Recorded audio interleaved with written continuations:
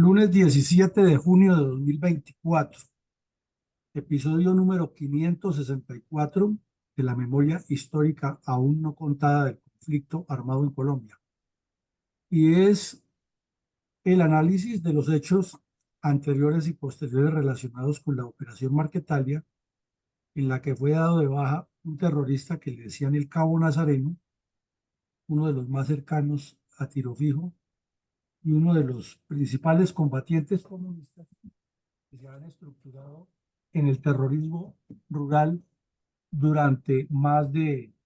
una década en esa zona y habían construido lo que los comunistas y sus cómplices llaman los campesinos, los campesinitos que se levantaron en armas contra el Estado. No eran delincuentes formados con toda la estructuración de grupos terroristas, venían ejerciendo crímenes y presión contra la comunidad civil, organizándolo al estilo marxista y sembrando toda una estela de terror en el sur de Tolima, nororiente del Cauca, norte del Huila y occidente del antiguo departamento de Caldas. Entonces, la baja de este delincuente nos trae aquí una gran cantidad de información y de reflexiones sobre lo que estaba ocurriendo en Marquetalia. Adelante, mi coronel. ¿Cuál fue la grave y comprometedora revelación de los nexos orgánicos del Partido Comunista con los terroristas encabezados por Tiro Fijo en la zona rural de Caitania, Tolima, en el área de Támaro, luego llamada Marquetalia, publicada por el diario El Tiempo en agosto de 1964, bajo el título Desde Bogotá se dirige a los bandoleros? Bueno, en pleno desarrollo de la operación Marquetalia, el ejército entró a la guarida principal de Tiro Fijo y allí incautó no solo armas y municiones, víveres, equipos de comunicación, planos y además encontró una cantidad de trincheras, emplazamientos de ametralladoras .50, mm, casquillos o vainillas de ametralladora de ese calibre, vainillas de fusiles y carabinas de distintos calibres, polígonos, campos de entrenamiento, túneles. Era toda una fortaleza desde la cual el Partido Comunista construía una república independiente. Pero lo más importante de todo fue la documentación encontrada, donde había una gran cantidad de datos relacionados con el proyecto estratégico del Partido Comunista y sus bandas armadas. Entre otras cosas, allí quedaba claro que tenían 4 sitios para crear repúblicas independientes: Marquetalia, Río Chiquito, El Pato y el Guayabero, y en efecto ya estaban en construcción. No era que estuvieran en perspectiva, ya venían en construcción paralela desde los años 50. Y esto lo publicó El Tiempo en su momento, pero como el país padece de amnesia, la gente no lee, no estudia los problemas, se nos olvida o simplemente se desconoce. Entonces, era una larga lista de hechos. Por ejemplo, tenían la pena de muerte como pena capital, como pena principal, y encontraron cartas de Tiro Fijo ordenándole a los secuaces que le aplicaran la pena de muerte a distintas personas. También encontraron que así como en Río Chiquito, primero Ciro Trujillo y luego Tiro Fijo expedían escrituras de propiedad, aquí hacían divorcios y matrimonios. Y encontraron también cartas entre Tiro Fijo y miembros del Partido Comunista en Bogotá, eh, presentando personas o pidiéndoles apoyos de lo que se necesitaba para publicar el pasquín que llamaban Resistencia. Encontraron también una carta a mano, escrita con muy buena letra, parece que era la de Jacobo Arenas, dirigida a los oficiales del ejército que lo estaban combatiendo, eh, invitándolos a que se pasaran para el comunismo. También encontraron otra carta eh, peticiones al Partido Comunista que les aumentaran los apoyos, ya que el plan de acción, como le decía Tiro Fijo, necesitaba más recursos. Encontraron también documentos en que el Partido Comunista expedía credenciales, aquí lo estamos viendo en la pantalla, a los habitantes de la zona o a quienes llegaban allá para que las FARC no les hicieran nada, o las guerrillas comunistas, porque tenía el visto bueno del partido. Encontraron una carta, la copia de una carta que Tiro Fijo y Jacobo Arenas han firmado, enviándole a la Federación Universitaria de Estudiantes, que estaba en todo el país. Le encontraron también una larga lista de planes de secuestro, inclusive con el general, en el tiempo, coronel Valencia Tovar,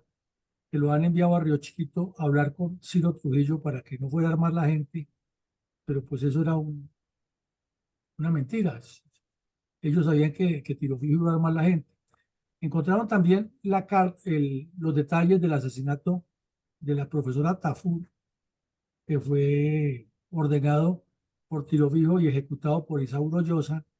eh, en cuya caleta, como decían ellos, era todo un búnker con toda una construcción, con equipos de radiocomunicación, con mapas, con mesas de planos y con documentos preparatorios. También encontraron que antes de la operación Marquetalia se habían reunido en la Francia, eso queda en la Uribe Meta, eh, varios bandidos preparando la creación de las FARC y también pues la reacción de los dirigentes políticos de lo que hubo en esa época. Entonces, así de grave fue, así de complicado, así de complejo fue todo lo que le encontraron en Marquetalia y en Río Chiquito a los bandidos de las FARC.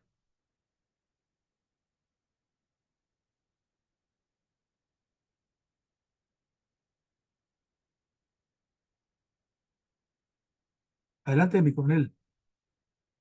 Sí, señor. ¿Qué otros datos reveladores de que las FARC era el brazo armado del Partido Comunista publicaron los medios de comunicación ante las acusaciones que la terrorista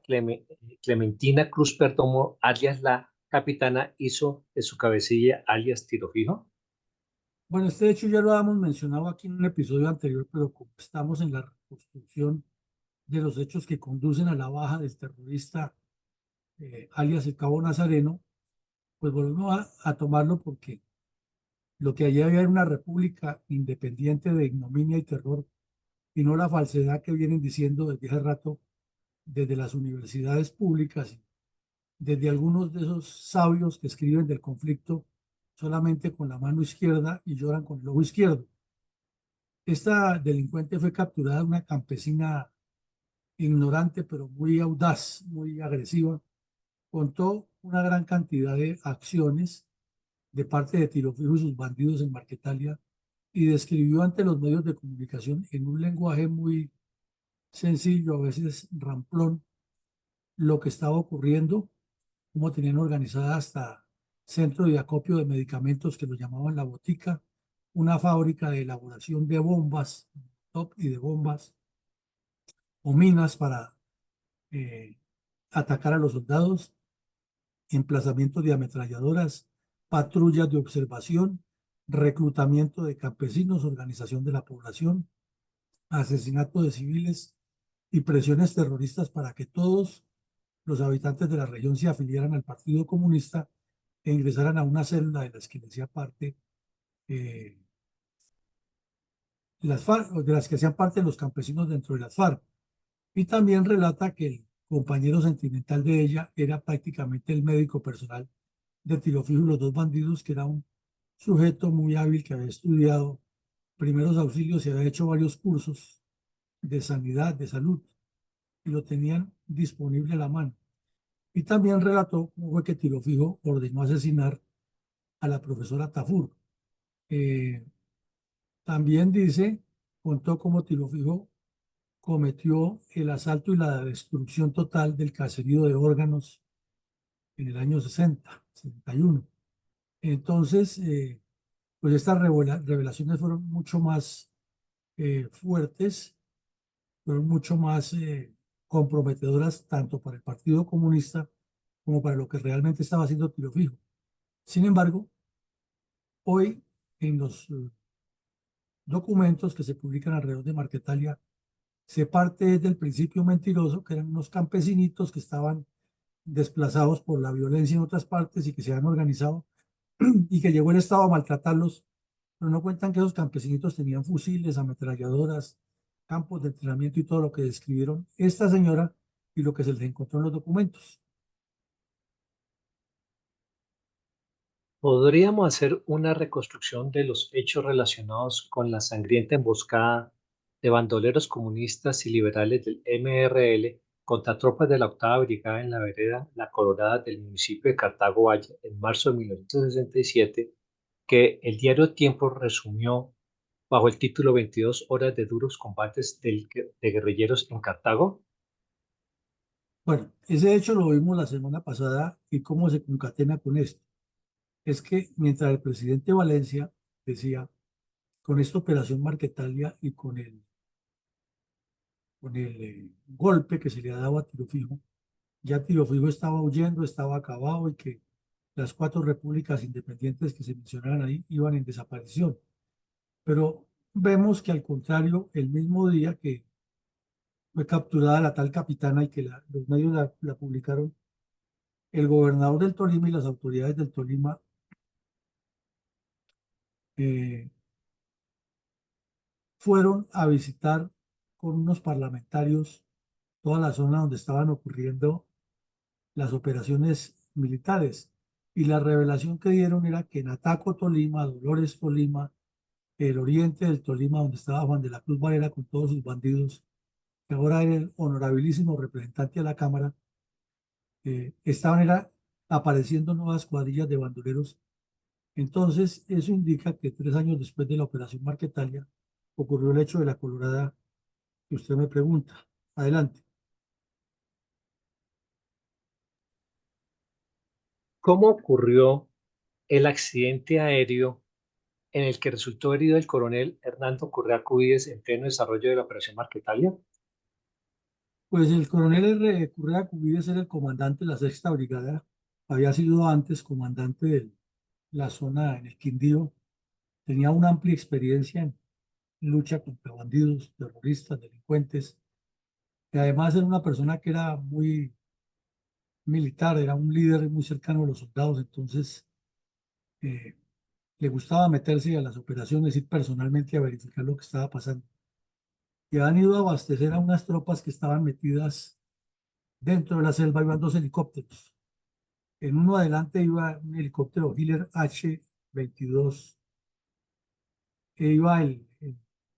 el coronel Correa con el teniente Oscar Gómez, que era el piloto oficial de la Fuerza Aérea.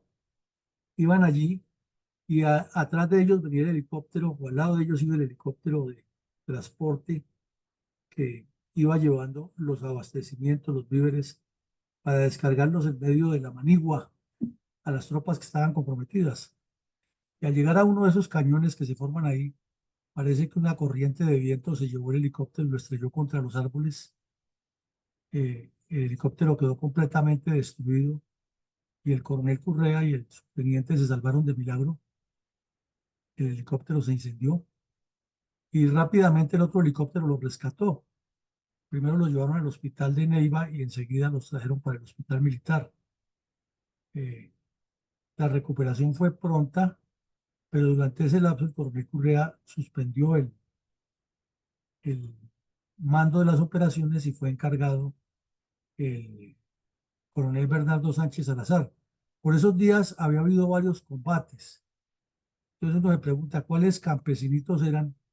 como dicen los comunistas y sus cómplices. Si tenían fusiles, le colocaban trampas y mataban soldados en combate, o también caían bandidos en combate con fusiles. O era que eso de los ponía la silla, como decían los comunistas. Entonces esos fueron los hechos en los que resultó herido el coronel Hernando Correa Cubides.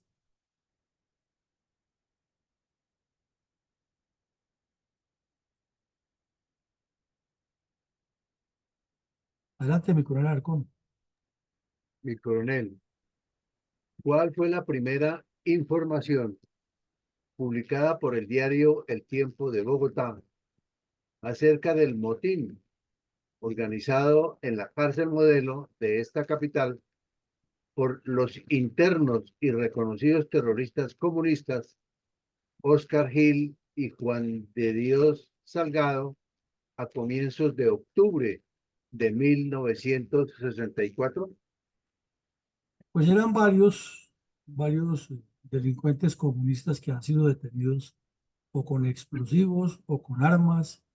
o con documentos o con hechos probados de haber pertenecido a a las milicias comunistas que estaban cometiendo actos terroristas en Bogotá y otras ciudades. Y en esos días estaba muy vigente lo que llamaban los comunistas la solidaridad de la Juventud Comunista y del partido con Marquetal. Negaban que eran de los mismos, pero la solidaridad permanente. Ya lo vimos en otro episodio anterior aquí. En Medellín, el Partido Comunista realizaba bazares y recogía plata para mandarle a los comunistas que compraran armas y asesinaran soldados y colombianos. En Bogotá, lo confiesa Rojas Puyo en su intercambio epistolar con Jacobo Arenas, que ellos, los jóvenes comunistas de la época, salían a colocar bombas de noche en solidaridad con Marquetalia y a pintar paredes. Entonces el país estaba convulsionado y a cada rato eran capturados bandidos de los comunistas. Había varios en la cárcel modelo. Entonces hubo una zambra, un motín, una revuelta para escaparse todos esos bandidos y tenían un plan terrorista completo que afortunadamente fue abortado por la Guardia Penitenciaria, pero alcanzaron a ocurrir hechos lamentables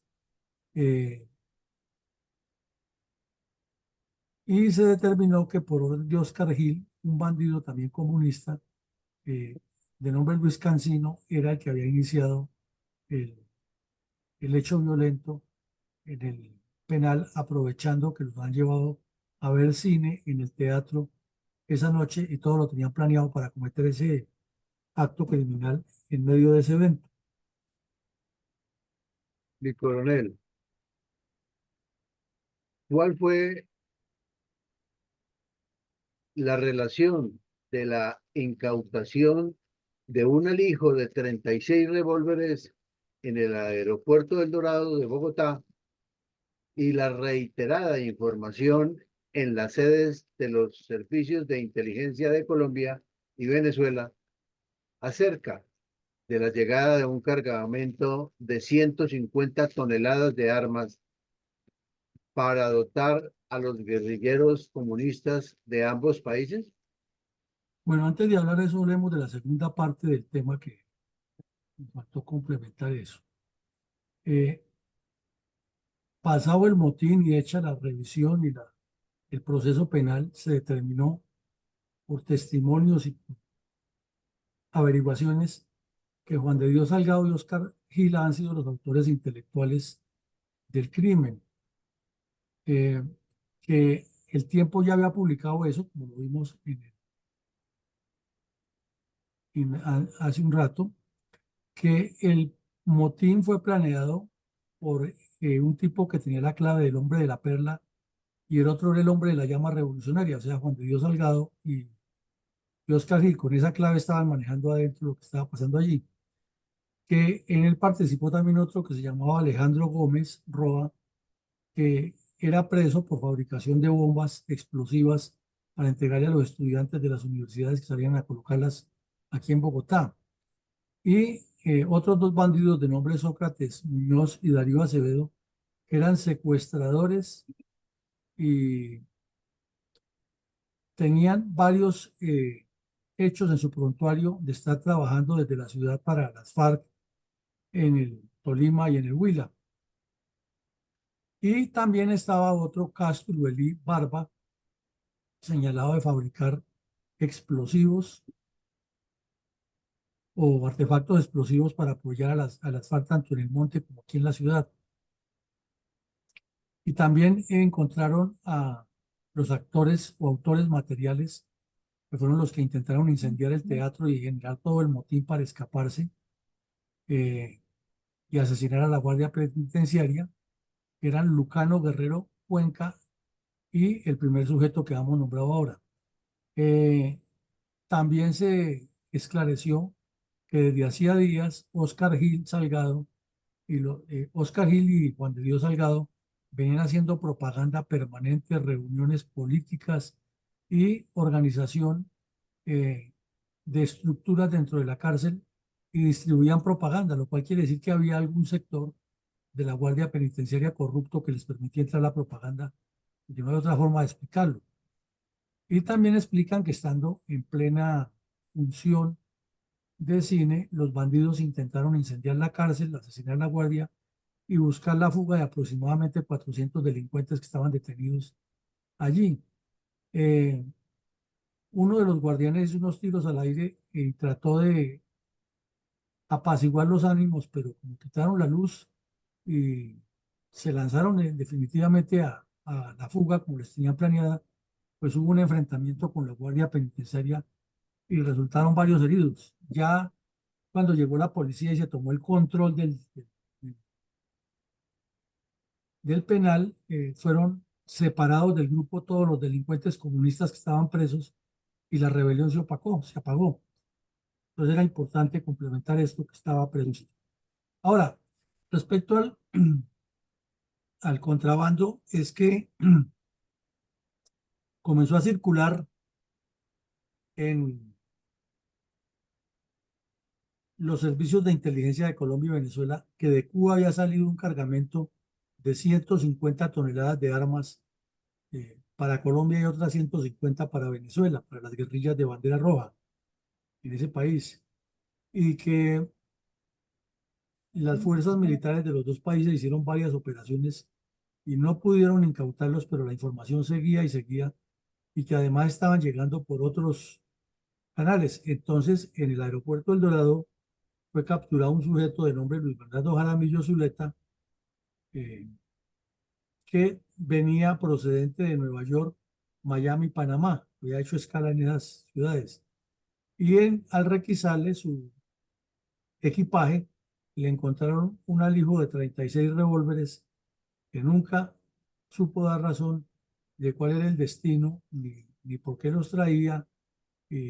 Y por último salió con el cuento de todo bandido, ¿no? Que fue que se lo han echado en la maleta. Miren ustedes, 36 revólveres. Pero como Estados Unidos tenía la forma de seguir eh, el movimiento de los revólveres, pues la investigación determinó que era un traficante y se pudo establecer que venía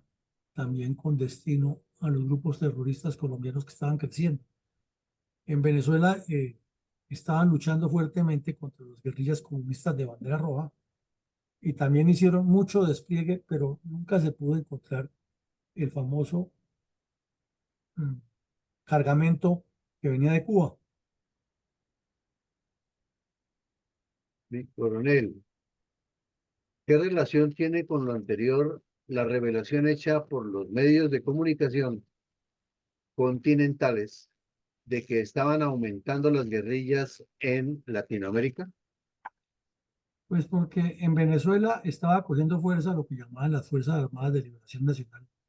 y Bandera Roja. En República Dominicana también estaba de moda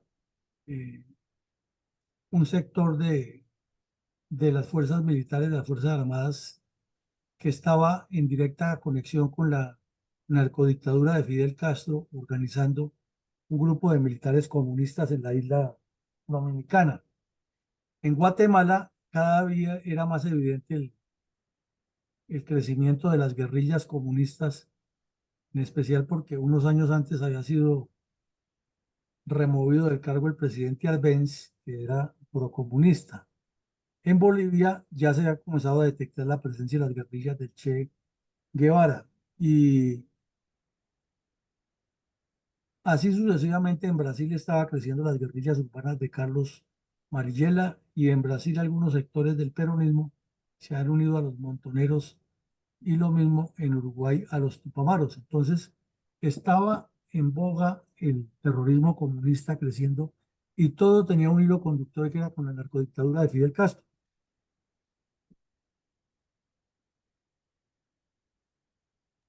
Mi coronel,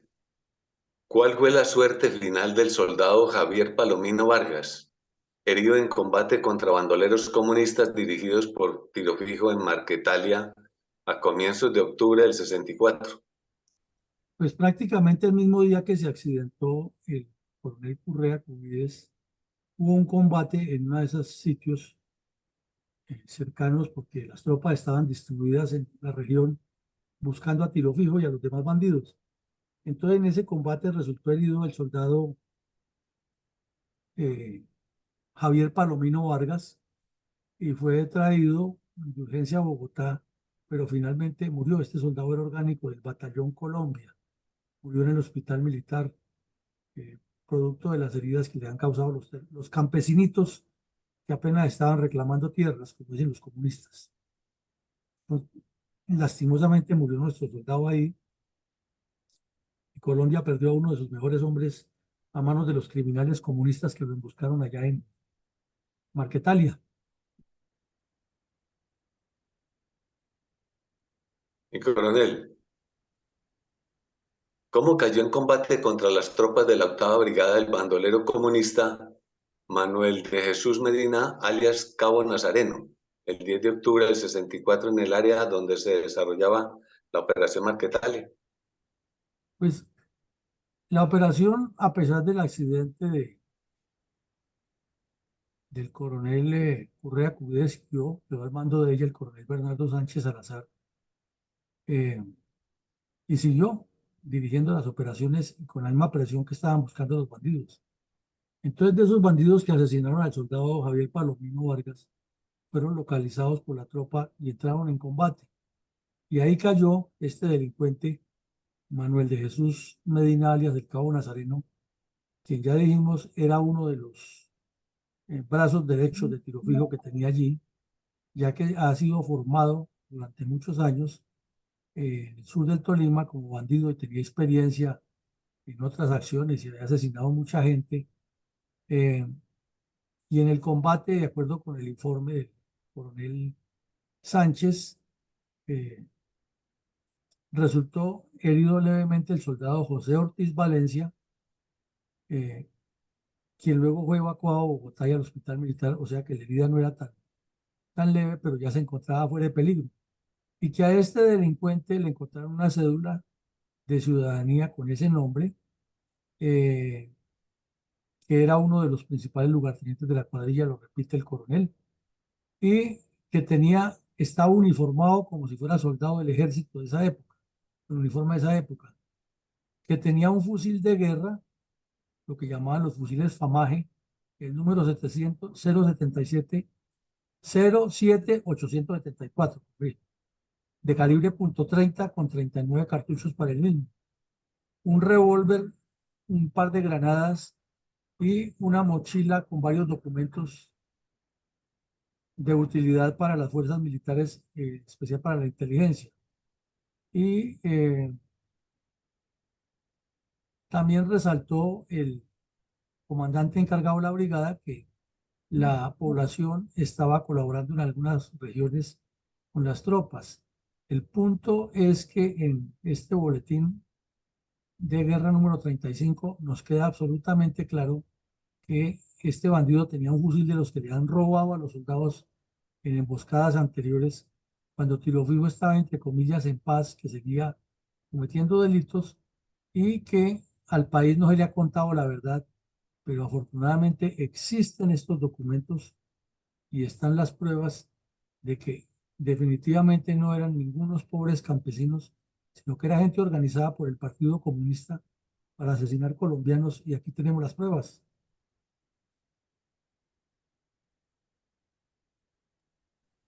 Mi coronel, ¿cuál fue el primer anuncio de los medios de comunicación acerca de la visita de una comisión parlamentaria a Marquetalia en octubre del 64? Eso se convirtió en un show mediático.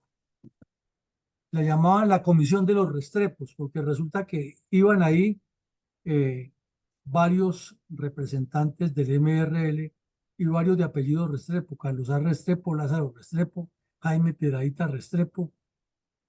Iban allí dizque a mirar lo que estaba ocurriendo y convirtieron lo que estaba ocurriendo en Marquetalia con ocasión de la Operación Marquetalia. Recordemos que esa operación comienza en mayo del 64 y estos hechos ocurren 4 o 5 meses después, en octubre del mismo año. Entonces, en el Congreso de la República, los liberales del MRL, los comunistas que los acompañaban, estaban buscando la fórmula a como diera lugar de que se parara esa operación,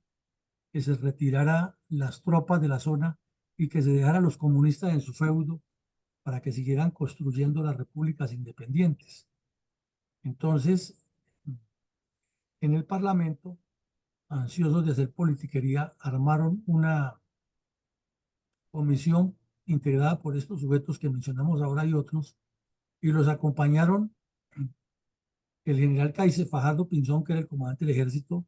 el mayor Calixto Cascante y el mayor Guillermo Márquez, y el capitán Ramiro Zambrano. Esa comisión viajó hasta allá, estuvo en varios sitios, fueron y conocieron la finca que tenía Tiro Fijo y la finca que tenía Isauro Llosa ahí en Marquetalia, y les mostraron los búnker y todas las, la infraestructura que allí poseían estos terroristas, y los parlamentarios, sobre todo los del MRL, que eran de doble moral, uno de apellido Restrepo, el más hablador de ellos, el más bocazas, como dicen los españoles, eh, se echó hasta un discurso 20 juliero felicitando a los soldados, y 2 días después estaba en el Parlamento crucificando al ministro de Defensa, que porque los soldados estaban violando los derechos de la población civil. Entonces, fue un escándalo mediático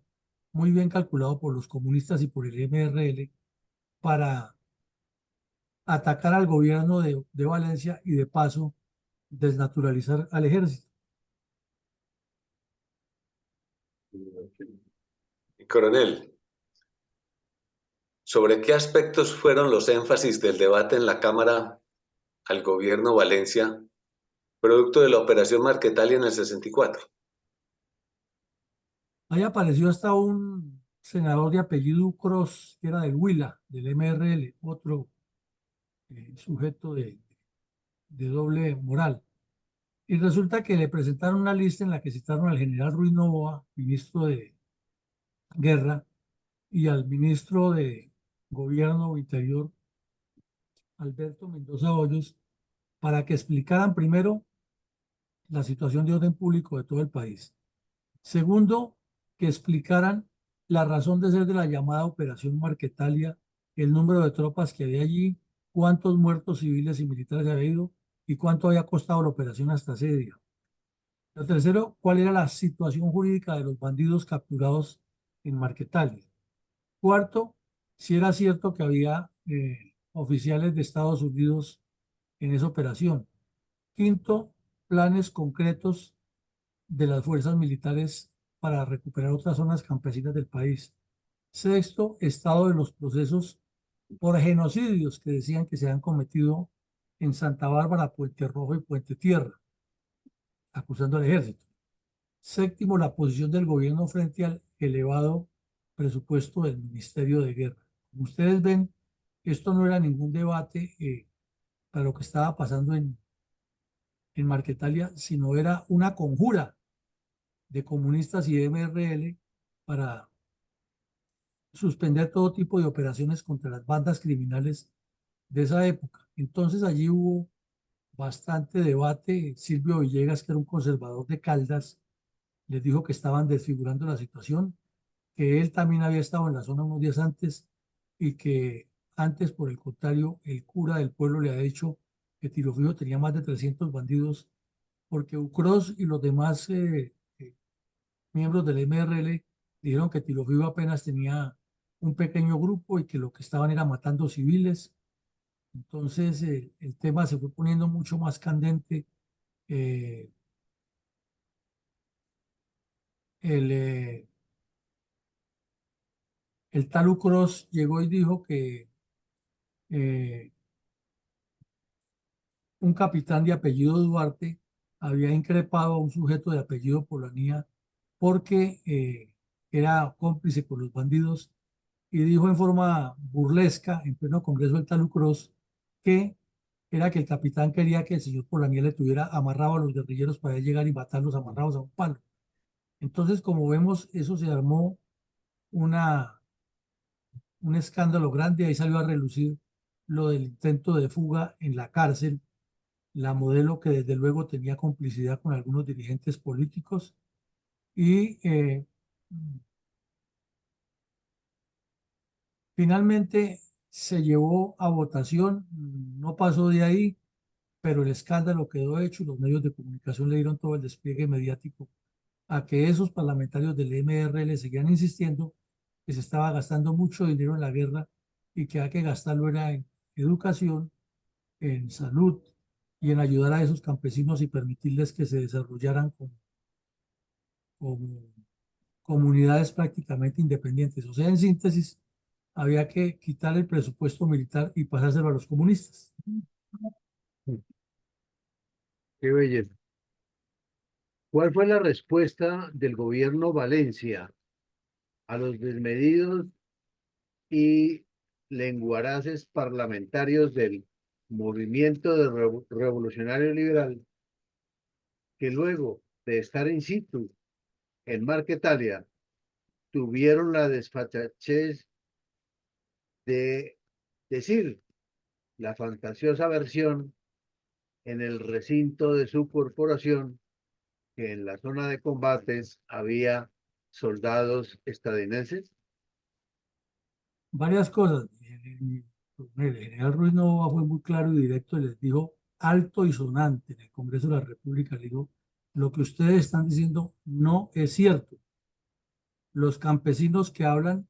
de que ustedes hablan, son los voceros, perdón, los campesinos de que hablan ustedes, los voceros de la oposición, son bandoleros inhumanos que han acribillado a muchos soldados y oficiales. Entonces, con esa entradita, el debate se puso candente. Siguieron insistiendo que allí había eh, miembros de las fuerzas de Estados Unidos acompañando a los militares colombianos. Otro parlamentario de apellido Bernal Castaño del MRL dijo que la zona estaba muy afectada y comenzó a hablar tanto que lo callaron, le dijeron que fuera concreto porque hablaba mucho y no concretaba y luego pues procedió a acusar que allí había soldados estadounidenses en eso, lo cual no era cierto. Entonces el, el ministro de gobierno, Alberto Mendoza Hoyos, lo paró en seco y le dijo que estaba mintiendo descaradamente y ya pues el presidente de la Cámara le ordenó que no hablara más porque ya estaba pasado de tiempo. Eh, entonces luego Bernal Castaño volvió e interrumpió y dijo que era que el general Ruiz Novoa no se podía enterar de lo que estaba pasando allá en Marquetalia porque estaba en campaña presidencial. Y otro sujeto de apellido Garavito dijo que a él le han informado que el ejército estaba torturando a los campesinos. Entonces nuevamente fue refutado y le demostraron que si caía un bandido con un fusil y con un arma no era ningún campesinito, sino que eran terroristas.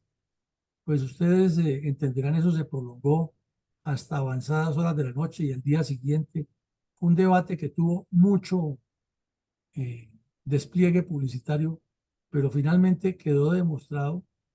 era que tanto comunistas como MRL, lo único que les interesaba era sacar el ejército de allá de Marquetalia y dejarle la zona al arbitrio de los bandidos. Mi coronel, vistos hechos reales del plan estratégico de las FARC, en lo que la muerte en combate de alias Cabo Nazareno fue apenas un traspiés de los comunistas armados, ¿tiene alguna validez el pacto FARC-Santos para la paz del país, incluida esa convulsa zona del sur del Tolima, donde cayó en combate alias Cabo Nazareno? Pues con él desafortunadamente no, han pasado casi 60 años del combate en que cayó Nazareno y vimos que ahora en Semana Santa, apenas un mes largo, un mes y medio largo, hubo otros combates en el mismo sitio y allí cayeron 9 terroristas de las FARC. Quiere decir que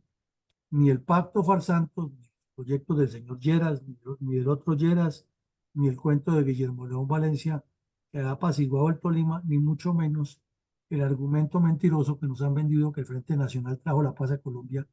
funcionó. Y lo cierto es que el Partido Comunista y sus brazos armados siguen asesinando colombianos en esa zona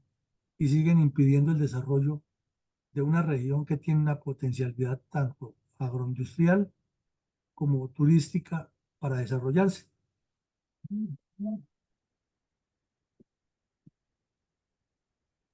Mi coronel, escuchemos con reverencia un minuto de silencio en memoria de todas las víctimas del narcoterrorismo comunista contra Colombia, en particular de los miles de asesinatos ordenados por cabecillas de grupos bandoleros y luego narcoterroristas en nombre del Partido Comunista y otras agrupaciones políticas.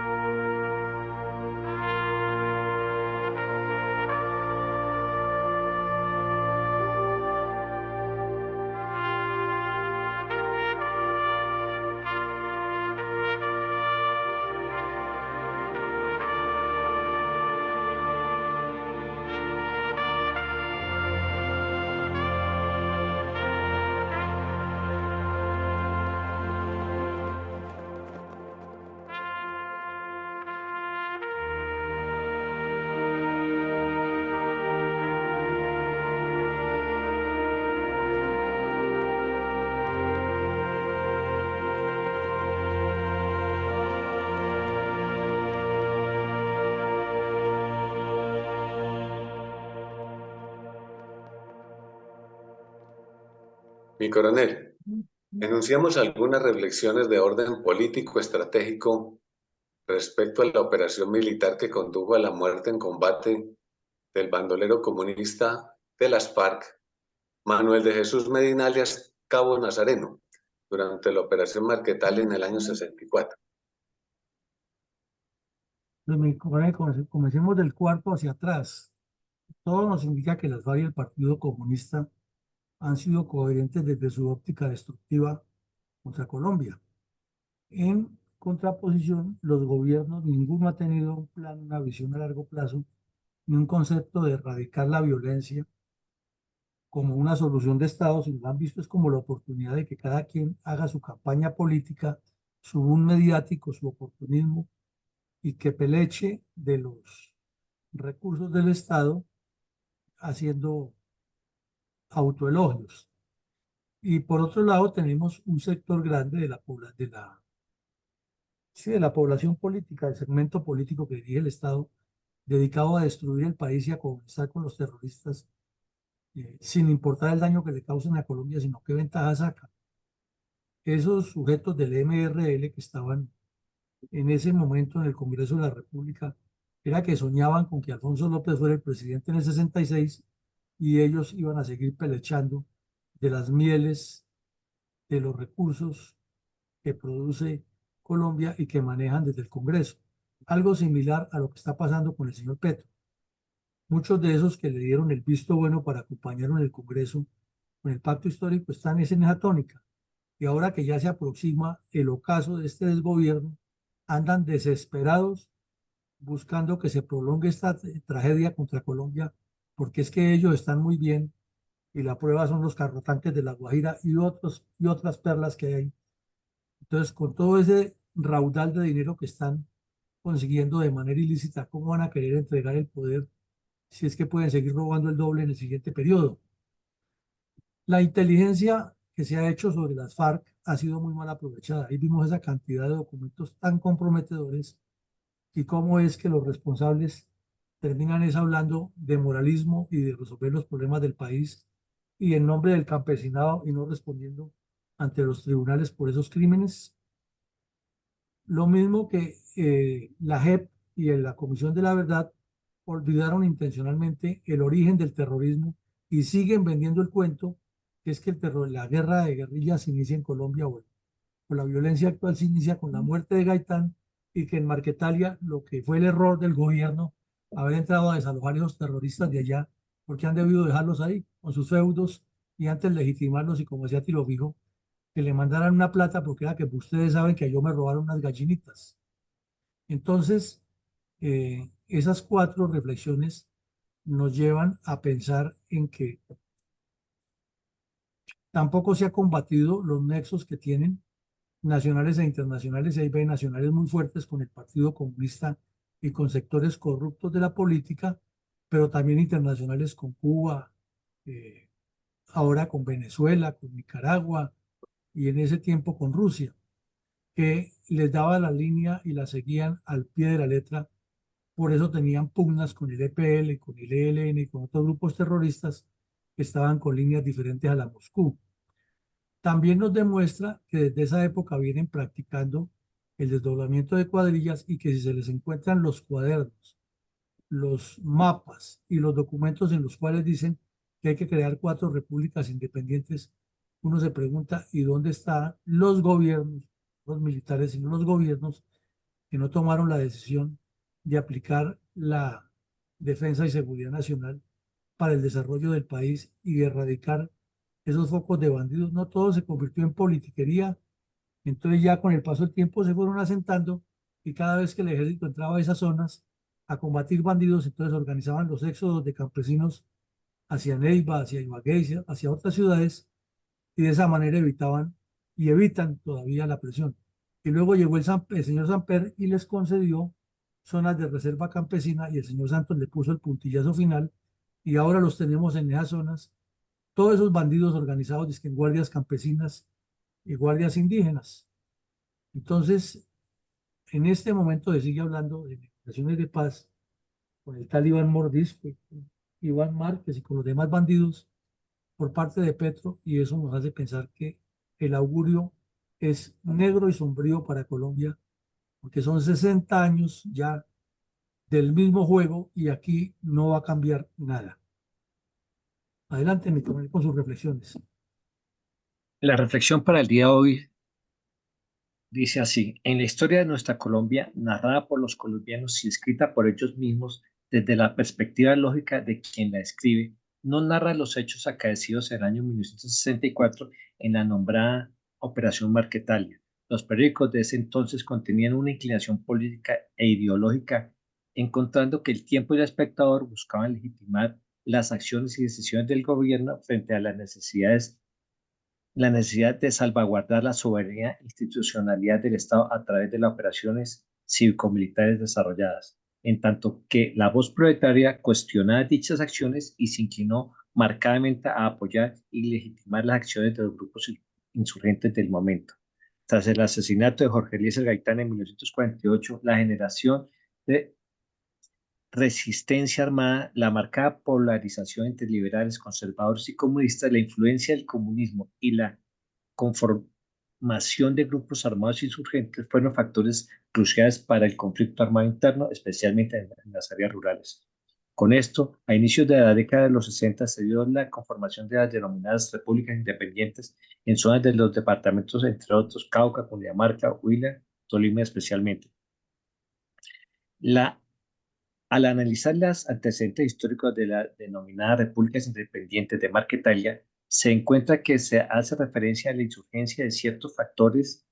externos que conjuraron las circunstancias de violencia en el país. Por otro lado, dependiendo del narrador de la acción, se refiere a los inicios de la FARC, calificando a sus primeros agentes de la siguiente manera: empezaron siendo unas pequeñas bandas de delincuentes asaltantes de caminos y haciendas conformadas por familiares amigos, lo decía Pedro Antonio Marín.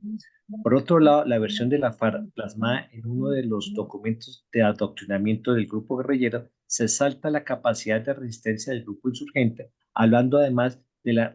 represión y aniquilación del Estado colombiano. Pretendía legitimar en contra de los campesinos, presenta además una alteración de la verdad histórica respecto al balance de las fuerzas en la lucha armada. Es así que durante estas 6 últimas décadas se han tergiversado las acciones deliberadas y degradantes de esta guerrilla, que al final no han hecho nada por conquistar la paz y sí lograr un tratado de paz que no cumple y hace ganador de un Nobel de Paz a un presidente. Gracias. En síntesis, el engaño ha seguido, la complicidad de la dirigencia política ha seguido y por eso el problema no tiene solución. Llegamos al final del ejercicio. Nos vemos esta noche con una interesante análisis y disertación que van a hacer un señor general de la policía y un comisario expertos en seguridad ciudadana, verificando hasta dónde las medidas del señor Petro han afectado tanto la seguridad de los ciudadanos como la operatividad de la Policía Nacional, garantizando esa seguridad. A todos, feliz día, que Dios nos siga acompañando y nos vemos a las 6 de la tarde. Gracias y feliz día para